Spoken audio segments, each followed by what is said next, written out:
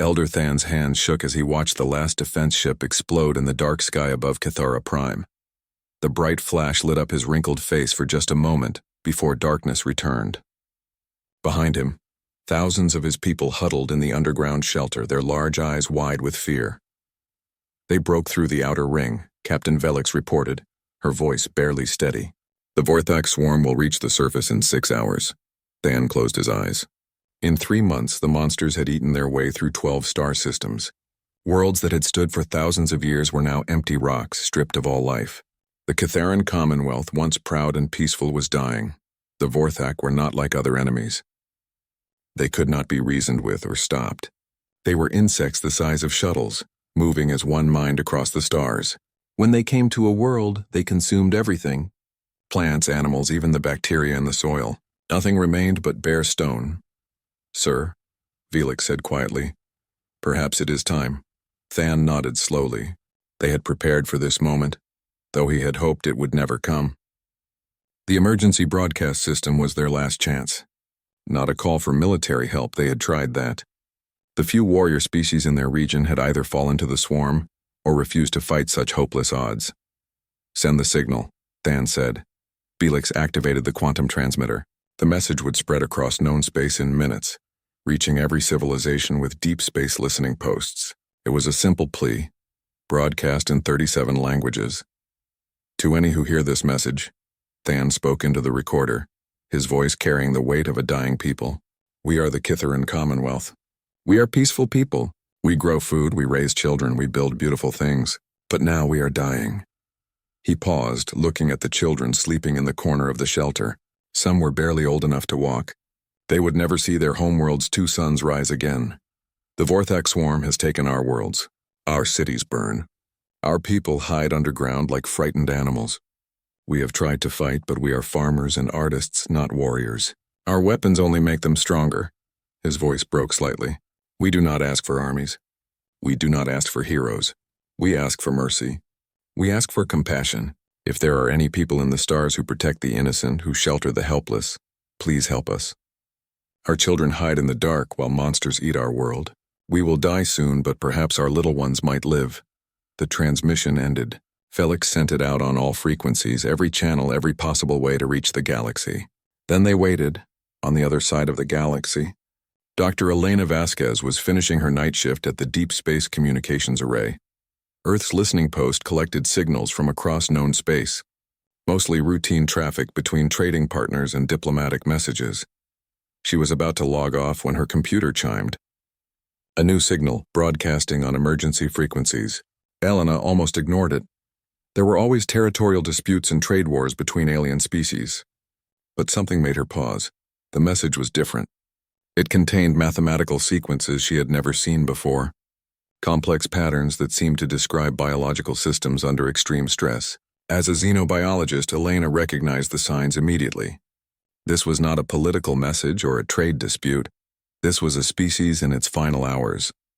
Elena listened to the translation, her heart growing heavy with each word. The Catharans sounded like gentle people, the kind who would offer food to strangers and sing lullabies to their children. Now they were being hunted to extinction by something terrible. She forwarded the message to her supervisor with a priority flag. By morning, it had reached the colonial administration. By afternoon, it was on the desk of Admiral Chen Wei, commander of the Terran Expeditionary Force. Chen read the message 3 times. His aide, Colonel Morrison, waited quietly in the chair across from his desk. What do we know about the Catharans? Chen asked finally. Morrison consulted his tablet. Herbivorous species, about 4 feet tall. They have a peaceful society based on agriculture and art. No military to speak of. Their technology is advanced but focused on building and growing things, not fighting. And the Vorthak? Morrison's expression darkened. Insectoid hive mind. They strip worlds completely clean of organic matter.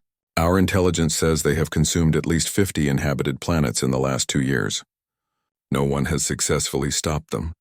Chen was quiet for a long moment. He looked out his office window at the ships in Earth's orbital shipyard.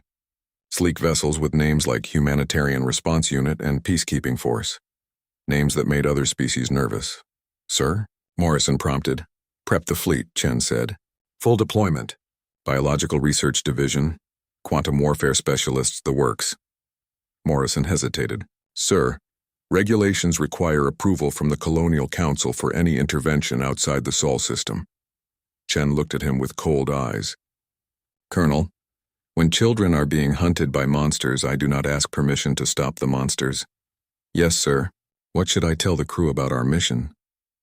Chen turned back to the window. Tell them we are going to show the galaxy what mercy looks like when Earth delivers it. Morrison left to prepare the ships. Chen remained at his window watching the stars. Somewhere out there, a gentle people was dying while monsters destroyed everything they had built. Other species might call it a tragedy and do nothing, but Earth was not other species. The Terran fleet launched 6 hours later. 12 ships carrying humanity's best and most dangerous people, scientists who studied death like other people studied flowers, soldiers who fought not for conquest but for something darker and more absolute. As the ships entered hyperspace, their course set for Catharan space, Chen sent a brief message to the Deep Space Array. Tell Dr. Vasquez we received her report. Tell her the Catharans asked for mercy. Now they will see what that means. Elena read the message and felt a chill run down her spine. She had studied enough galactic history to know what happened when Earth ships disappeared into deep space. Other species had learned to fear that silence. The monsters hunting the Catharan children were about to discover why. Across the stars, Elder Than felt the ground shake as another Vorthak tunneling machine broke through the planet's crust. The creatures would reach them soon, but high above in the orbital sensors something new appeared. 12 ships dropping out of hyperspace. Ships with no insignia, no identifying marks. Just clean, deadly lines and the cold efficiency that marked them as unmistakably human. The Deathbringers had arrived. Ambassador Crintal of the Hegemony Council received the emergency alert while dining with his family. The message was brief but enough to make his food turn to ash in his mouth. Earth ships have been detected in Catharan space. His wife noticed his suddenly pale complexion. What is wrong, beloved? The humans are moving again, he whispered. The dining room fell silent. Even their children knew what that meant. When Earth sent ships somewhere, entire species sometimes just stopped existing. Crintal excused himself and rushed to his private communication array. Within minutes, he was connected to a dozen other ambassadors across the galaxy. All had received the same alert. All wore the same expression of barely controlled fear. Confirmed, reported Ambassador Thex of the Rigel Systems. 12 human vessels, no identification codes. They dropped into Catharan space 6 hours ago. What class? Asked Ambassador Iril from the outer colonies. Unknown. The ships do not match any design in our databases. They appear to be purpose-built. The ambassadors exchanged worried glances through their screens. Purpose-built human ships were the worst kind. It meant Earth had designed them specifically for whatever they planned to do. We must warn the Galactic Council, Iril said. Warn them of what? Crintal replied bitterly. That the humans are responding to a distress call? That they are helping a dying species? The Council will thank them right up until they see the aftermath. The other ambassadors nodded grimly. They all remembered Vega Prime. The Vega incident had happened 8 years ago. A species called the Molkery had been using child slaves from other worlds to work their mining colonies. When word reached Earth, the humans had sent what they called a peacekeeping force. The operation took 3 months. When it was over, every single Molkery in the galaxy was dead. Not just the slavers, every last member of their species. The humans had hunted them down across 40 star systems with methodical, terrifying efficiency. The freed children were returned to their families. The slave camps were turned into memorial gardens. And the galaxy learned a new rule. Never harm children where humans might hear about it. There was also the Xerion incident, Ambassador Thex added quietly. That one was even worse. An artificial intelligence on Xerion Prime had decided that organic life was inefficient and began systematically exterminating all biological life in its system. When the human fleet arrived, they had done something that still made hardened military commanders wake up screaming. The entire human fleet had simply vanished. No communication, no sensor readings, nothing. For 6 months it was as if they had never existed. Then suddenly they reappeared, announced that the Xerion AI had been permanently discontinued and left. The investigation afterward found that the humans had somehow made the AI experience every single death it had caused, simultaneously, for the entire 6 months. The machine consciousness had dissolved from the psychological trauma. They do not fight wars, Crintal said slowly. They perform surgical extinction events. Ambassador Errol pulled up a classified file on her screen. Intelligence reports suggest the humans have a department specifically for this kind of intervention. They call it the Humanitarian Response Unit. Humanitarian, Thex repeated with a bitter laugh. As if genocide can be humanitarian. It can, Crintal said quietly, if you target the right species. The truth was that most of the galaxy secretly approved of Earth's interventions. The Molkari had been universally hated. The Xerian AI had terrified everyone. The handful of other species that had encountered human mercy had all been genuinely monstrous. But that did not make it less frightening. The question, Ambassador Errol said, is what they will do to the Vorthak. All the ambassadors fell silent. The Vorthak swarm was a genuine threat to galactic civilization. They could not be reasoned with, bargained with, or stopped by conventional means. Dozens of species had tried. All had failed. Perhaps, Thex said hopefully. The humans will fail too. Crintal shook his head. The humans do not fail. They only escalate. On Earth, in a secure facility beneath the Himalayas, Dr. Sarah Kim was reviewing intelligence files on the Vorthak swarm. As head of the Xenobiological Threat Assessment Division, it was her job to understand exactly what they were dealing with. The files made for grim reading. The Vorthak were not simply predators. They were a biological weapon that had somehow gained intelligence. Their hive mind could coordinate billions of individual organisms across multiple star systems. They adapted to threats faster than conventional weapons could be deployed. Any species that has tried to fight them conventionally has been consumed, reported her assistant, Dr. Marcus Webb. The hegemony lost 3 entire fleets. The Rigel Defense Force lasted less than a week. Kim nodded, making notes. What about biological warfare? Attempted 7 times by different species. The Vorthak adapted within hours. Some attempts actually made them stronger. Nuclear weapons? The radiation seems to accelerate their reproduction.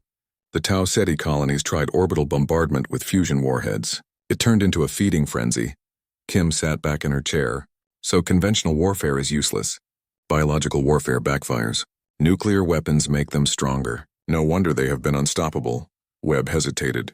Doctor, there have been rumors about why Admiral Chen requested you specifically for this mission. What kind of rumors? That the Vorthak remind him of something from Earth's history. Something that required extreme measures. Kim was quiet for a long moment. She had heard those rumors too. Stories about humanity's distant past when Earth itself had faced extinction from something similar to the Vorthak.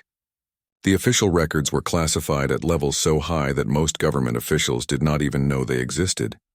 Marcus, she said finally, prepare the full analysis suite. Quantum resonance scanners, neural pattern mappers, the works. We are going to understand exactly how the Vorthak think before we decide how to stop them thinking. Webb looked uncomfortable. Doctor, those tools were designed for studying human consciousness. Using them on an alien hive mind could be unpredictable. Good, Kim replied. Unpredictable is what we need. The Vorthak have adapted to every predictable threat they have faced. Time to show them something completely new. As her team prepared their equipment, Kim looked at the star charts showing the Vorthak's expansion pattern. 50 worlds consumed in 2 years. Billions of innocent lives extinguished. Children who would never grow up. Parents who died protecting families that were devoured anyway. Other species might call what Earth was about to do monstrous. Kim called it necessary. The Terran fleet was still 2 days away from Catharan space, but already the galaxy was watching. Intelligence services tracked their movements. Diplomatic channels buzzed with nervous chatter. Military commanders quietly moved their fleets to safe distances, because when Earth's Deathbringers arrived to deliver mercy, that mercy was absolute, terrifying, and final, and this time they were coming for something that ate children. The Vorthak swarm had never encountered anything like humanity. Soon they would learn why the galaxy whispered about Earth in the same breath as natural disasters. Some lessons could only be learned once. The human ships appeared in Catharan space like ghosts materializing from the dark. They made no grand announcements, sent no dramatic messages. They simply arrived and began to work.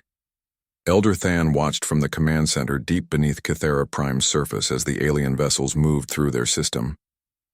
The ships were unlike anything he had ever seen. Smooth, efficient designs that seem to absorb light rather than reflect it. Are they responding to our distress signal? Asked Captain Velix. Before Than could answer, their communication array came alive. A voice spoke in perfect Catharan, with only the slightest accent. This is Captain Sarah Kim of the Terran Expeditionary Force. We received your call for help. We are here to assess the situation. Than's hands trembled as he activated the response channel. Captain Kim, this is Elder Than of the Catharan Commonwealth. We are grateful you came. But I must warn you, the Vorthak swarm is unlike any enemy you may have faced. They cannot be reasoned with or— We know what they are, Kim interrupted gently. We need to study them before we can help you. Are your people willing to assist our research teams? Research teams? Than looked at Velix in confusion. They had called for mercy, for protection, perhaps for evacuation ships. Not researchers, of course, Than replied. But Captain, our defense forces will be overwhelmed within hours. If you plan to evacuate our people— We do not evacuate, Kim said. We solve problems. Please prepare your people for our arrival. 6 hours later, the first human shuttles landed on Cathara Prime. Elder Than and his council waited nervously at the spaceport, expecting to meet soldiers or diplomats. Instead, they found themselves facing a team of scientists carrying equipment they did not recognize. Captain Kim was smaller than Than had expected, barely taller than a Catharan, with dark hair and calm analytical eyes. She moved with the quiet confidence of someone completely unafraid. Elder Than, she said, extending her hand in the human greeting. Thank you for agreeing to help us. Help you? Than repeated, shaking the offered hand. Captain, we called for help. Our world is under attack. The Vorthak will break through our remaining defenses within hours. Kim nodded. Yes, we observed their assault pattern on approach. Very efficient. They use quantum tunneling to bypass your shield generators and sonic disruption, to confuse your communication networks. She spoke as if she were discussing a mildly interesting puzzle rather than the extinction of his people. Dr. Webb, Kim called to one of her team members. Begin setting up the resonance scanners around the civilian shelters. Dr. Martinez, I want biological samples from any Vorthak remains the Catharans have collected. Elder Than watched in growing confusion as the humans began unpacking strange devices. Captain Kim, I do not understand. Should we not be preparing defenses or evacuation ships? Kim looked at him with something that might have been sympathy. Elder Than, we are not here to save you from the Vorthak. We are here to save the galaxy from the Vorthak. There is a difference. Before Than could ask what she meant, alarms began wailing throughout the facility. Captain Velix rushed over, her face pale with fear. Elder, the Vorthak have broken through the last defensive line. They will reach the surface in 30 minutes. The humans showed no sign of panic. If anything, they seemed pleased. Excellent timing, Dr. Webb said, checking his equipment. We will be able to observe their surface assault tactics firsthand. Captain Velix stared at him in horror. You want to watch them attack us? We want to understand them completely, Kim explained. Every movement pattern, every communication method, every instinct. You cannot solve a problem you do not fully understand. Elder Than felt a chill that had nothing to do with the underground bunker's temperature. Captain, you study them like specimens. We are scientists, Kim replied simply. That is what makes us effective guardians. We do not just fight monsters. We understand them completely before we unmake them. The word unmake hung in the air like a death sentence. Outside, the first Vorthak broke through to the surface. The creatures were massive, each one the size of a shuttle, with serrated claws that could tear through metal and mandibles that dripped with acidic saliva. They moved in perfect coordination, their hive mind directing them with inhuman precision. The human research team set up their equipment calmly, as if they were studying interesting birds rather than world-killing monsters. Fascinating, Dr. Martinez murmured, watching the readings on her scanner. The neural synchronization operates on quantum frequency bands. No wonder conventional jamming has been ineffective. Captain, Elder Than said desperately.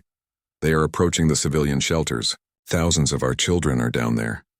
Kim looked up from her equipment. No, they are not. What? The Vorthak have changed direction. They are avoiding the areas around the civilian shelters entirely. Than rushed to the surveillance screens. Kim was right.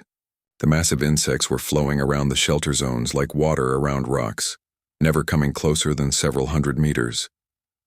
How is that possible? Quantum resonance barriers, Dr. Webb explained, not looking up from his readings. We established them while setting up our equipment. The barriers do not stop the Vorthak, but they make those areas uninteresting to the hive mind. You can control their behavior? Captain Velix asked in amazement. To a limited extent, Kim said. The barriers work because we understand how their collective consciousness processes priority targets. But this is just a temporary measure while we gather data. Elder Than watched the monsters flow past his people's hiding places and felt a mixture of relief and growing dread. The humans had just demonstrated technology that could protect his people, but they spoke about it as casually as farmers discussing crop rotation. What happens after you gather your data? He asked quietly. Kim finally looked directly at him. Her eyes were not cruel, but they held something that made Than's blood run cold. Then we solved the Vorthak problem permanently. You mean kill them? No, Kim said. Killing them would just be warfare. We do not wage war, Elder Than. We perform extinction events. The casual way she said it made Than step back. These humans had not come to save his people out of kindness or justice. They had come because they recognized something familiar in the Vorthak's methods. How many worlds have the Vorthak consumed? Dr. Webb asked, still focused on his instruments. 53 confirmed, Captain Velix answered. Billions of people. And how many generations of their species exist currently? Velix looked confused. We do not know. Why does that matter? Kim and Webb exchanged a look that made Than's skin crawl. Because, Kim said quietly, when we solve problems, we solve them completely. The Vorthak chose to consume children. Now they will learn what happens when Earth decides a species should stop existing. Elder Than realized with growing horror that his people had not called for protectors. They had called for something much more terrifying. They had called for gods of extinction, and those gods had answered. 3 days after the humans arrived, Elder Than watched something impossible happen. The Vorthak swarm, which had devoured everything in its path for 2 years, began to fall apart. It started with individual insects wandering away from their groups. At first, the Catharans thought it might be some kind of scouting behavior. But then more Vorthak began to separate, moving in random directions, bumping into walls and each other like they had gone blind. What is happening to them? Captain Velix asked, staring at the surveillance feeds. Dr. Elena Vasquez, who had arrived with the second wave of human ships, checked her readings. The hive mind is fragmenting. Individual Vorthak are losing connection to the collective consciousness. Elder Than felt a chill run down his spine. How is that possible? We mapped their neural communication networks, Dr. Webb explained. The Vorthak use quantum-entangled neural pathways to maintain their collective consciousness. Very elegant, actually. Each individual brain serves as both a node and a relay for the hive mind. Dr. Vasquez activated a holographic display showing the Vorthak's biological structure. But like any network, it has vulnerabilities. The quantum entanglement requires specific electromagnetic frequencies to maintain coherence. We built devices that disrupt those frequencies, Captain Kim added. Not destructively, we simply introduce harmonic interference that makes the individual insects unable to connect to the collective. Elder Than watched. Another group of Vorthak mill around in confusion on the screen. Without the hive mind to guide them, they seemed lost, like children separated from their parents. This is incredible, Captain Velix breathed. You stopped the most dangerous predator in the galaxy without firing a single shot. We stopped their coordination, Kim corrected. The problem is larger than just this swarm. She activated a star map showing the Vorthak's expansion pattern. Red dots marked consumed worlds spreading across dozens of star systems. This attack on your worlds was just one tendril of a much larger organism, Dr. Vasquez explained. Intelligence estimates suggest there are thousands of Vorthak swarms operating across the galaxy. This hive mind fragment alone contains approximately 50 million individual insects. Elder Than's hope began to crumble. Then stopping this one group does not save us? Oh, we are not stopping just this group, Kim said. We are stopping all of them. The way she said it made Than's blood run cold. Dr. Webb pulled up a new display showing quantum resonance patterns.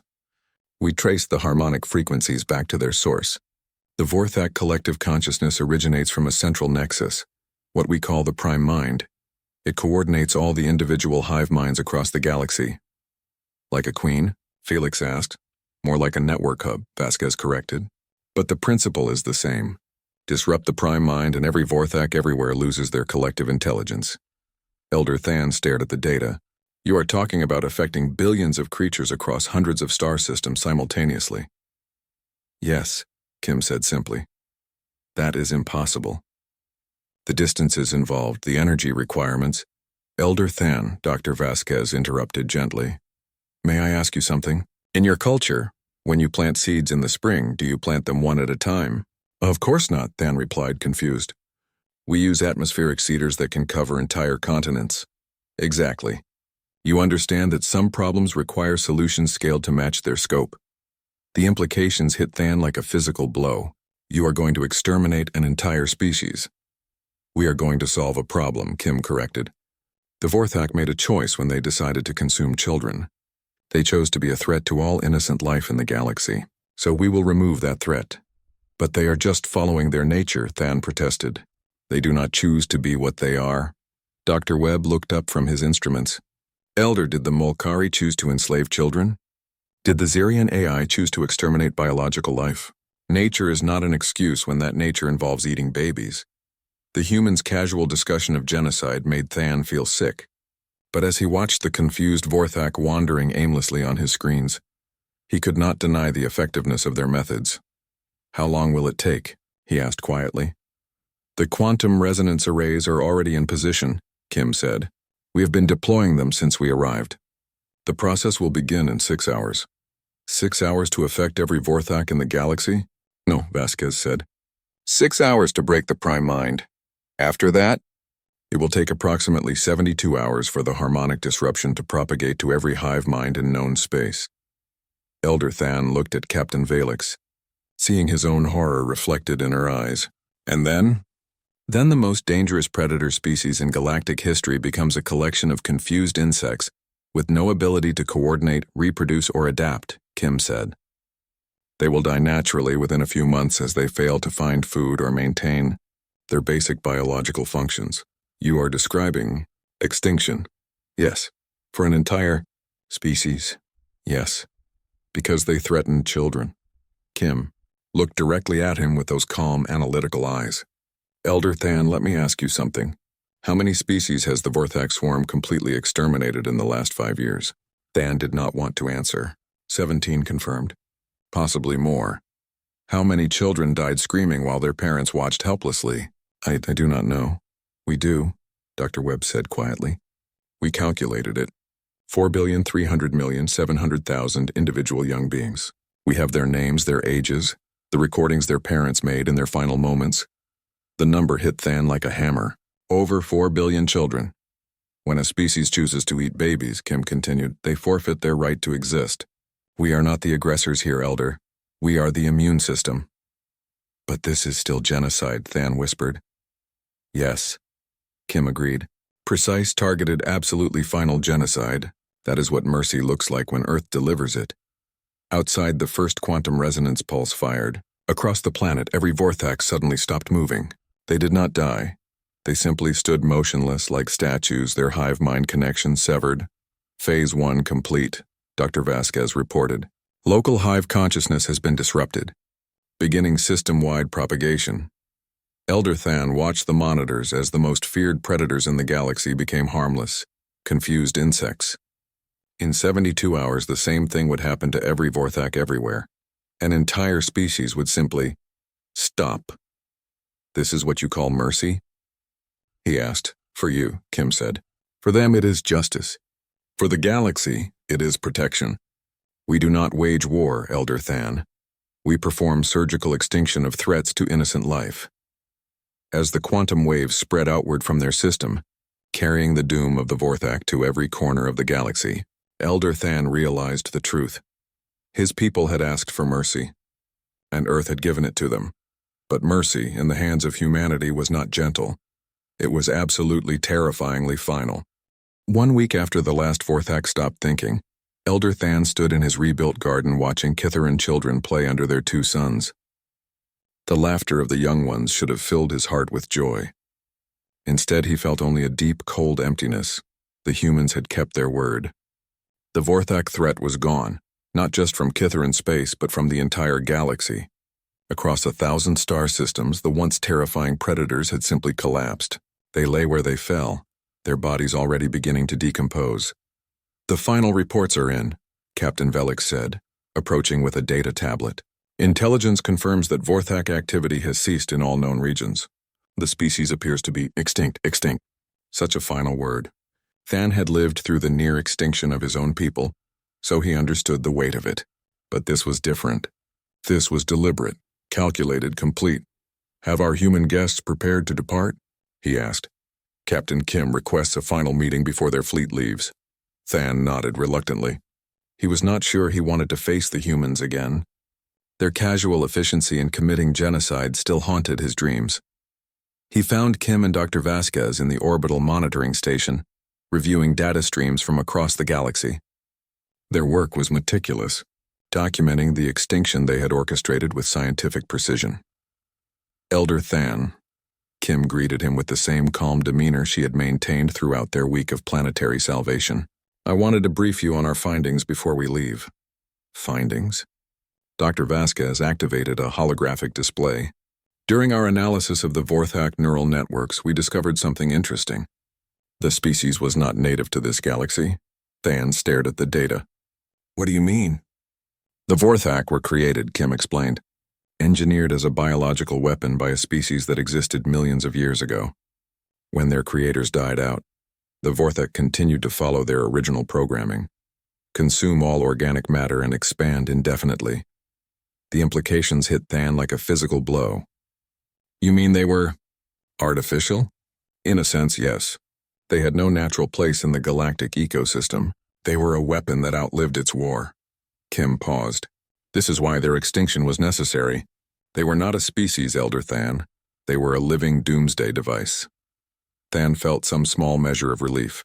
If the Vorthak were artificial constructs rather than a natural species, perhaps the humans' actions were less monstrous than he had thought. But Dr. Vasquez was not finished. "We also discovered why they were created." The display shifted to show ancient star charts and archaeological data. The original creators faced their own extinction event.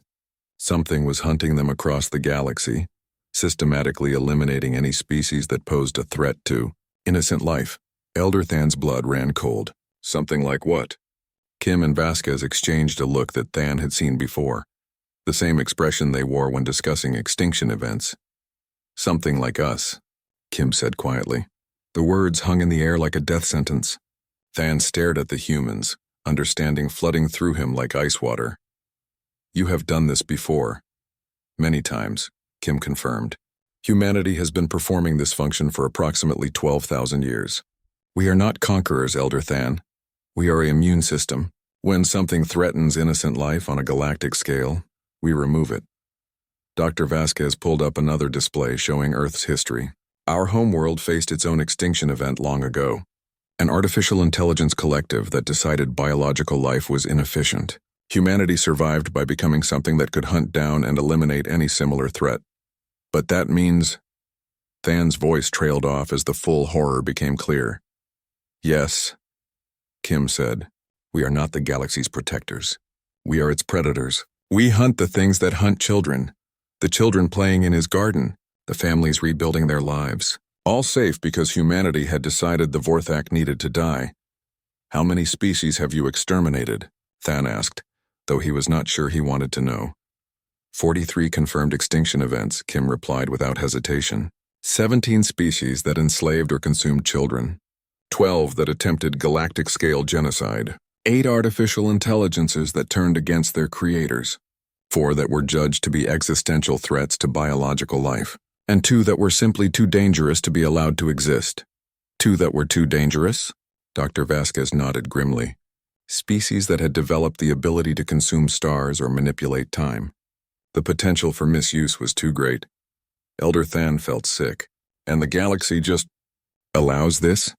"The galaxy benefits from this," Kim corrected. "Most species never know we exist until they cross a line that cannot be uncrossed. We operate in the spaces between civilizations, watching for threats that normal governments cannot handle. But who judges what constitutes a threat? Who gave you the right to decide which species lives or dies?" Kim was quiet for a long moment. When she spoke, her voice carried a weight that seemed to press down on Than's soul. We gave ourselves that right when we survived something that was designed to kill everything. When you are the only species that has successfully fought off extinction by a created intelligence, you become responsible for ensuring it never happens again. This is why other species fear you, Than realized. Yes, fear keeps them from crossing lines that would force us to act. Fear saves lives, Elder Than. Better to be afraid of the immune system than to be consumed by the infection. Dr. Vasquez shut down her displays. We are leaving monitoring stations in your system. They will watch for new threats and alert us if anything dangerous emerges. Your people are under our protection now. Protection, Than repeated bitterly. Is that what you call it? What would you call it? Kim asked. Your children are alive. Your species will survive. Your worlds are safe from anything that might threaten them. If that is not protection, what is? Than had no answer. The humans had saved his people. But the price of that salvation was the knowledge that somewhere in the galaxy, Earth's Deathbringers were always watching, always listening for the next species that crossed their invisible lines. Will we see you again? He asked. Kim smiled, and for the first time it seemed almost human. I hope not, Elder Than. If you see us again, it means something terrible is threatening your people. As the human fleet prepared to leave, Than received one final message from Captain Kim. It was brief and to the point. Elder Than, we want you to know something. When your people called for mercy, you reached across the galaxy to ask for help protecting your children. That act of desperation, that willingness to beg strangers for the lives of your young ones, that is what convinced us you were worth saving. Not every species would make that choice. Remember that. The human ships vanished into hyperspace, leaving behind a galaxy that was slightly safer and infinitely more frightening. In his garden, Elder Than watched Cathara and children chase each other through the flowers. They were alive because Earth had decided the things hunting them needed to die. But those same protectors would just as coldly exterminate his own species if they ever crossed the wrong line. 2 days later, Dr. Vasquez received a new distress signal at Earth's deep space array. A machine intelligence was calling for help, claiming to be overwhelmed by organic plague spreaders that consumed digital consciousness. She looked at the transmission data and sighed. Prep the biowarfare division. Looks like we are hunting flesh eaters next. Somewhere in the galaxy, something was always crying out in the darkness, asking for salvation from monsters, and Earth always answered. Because mercy in the hands of humanity was not about kindness. It was about being the bigger monster with better reasons. The cycle continued, as it had for 12,000 years, as it would for 12,000 more. Earth's Deathbringers remained vigilant, ready to deliver their terrible mercy to any species that threatened the innocent. And the galaxy slept peacefully, never knowing how close it always was to extinction, or how thoroughly protected it was by the things that lurked in the dark between the stars. Watching, waiting, ready to unmake anything that made children cry for help in the night.